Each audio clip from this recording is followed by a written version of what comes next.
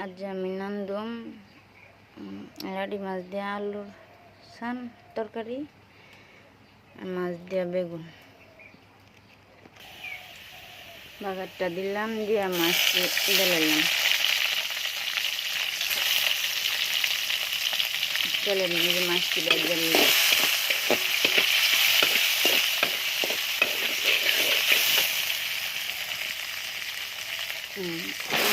মশলা দিয়ে দিলাম, তারা দিলাম।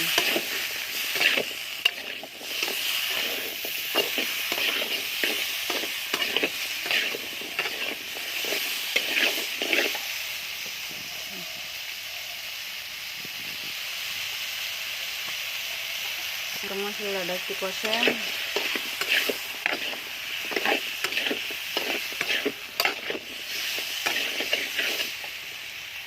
একটু পানি দিলাম সিদ্ধ হতে,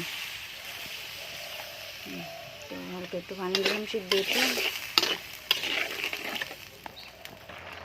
আলুটা সিদ্ধ হয়ে আসে,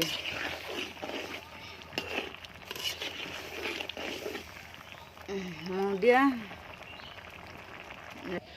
নাডি মাছের তরকারিও দিয়ে হয়ে গেছে। এখানে বেগুনের তরকারি বয়েছি, মাছ শুটকি নুন পেঁয়াজ দিয়ে সব দিয়ে একসাথে বয়ে দিছি। তরকারি হয়ে আসে, আমার বেগুনের তরকারিও হয়ে গেছে। ফেসবুক পেজে আপলোড করলাম, আপনারা দেখে আসবেন আর ফলো দিয়ে রাখবেন।